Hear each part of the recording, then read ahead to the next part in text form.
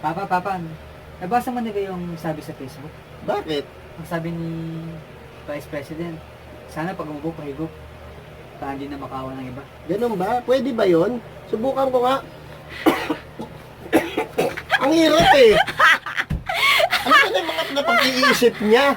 Nakakainis. Totoo ba yan? Ano ba yan? Fake news ba yan o totoo yung nabasa mo? Ang hirap. Susubukan ko ulit. Ang hirap. Ayoko niyan.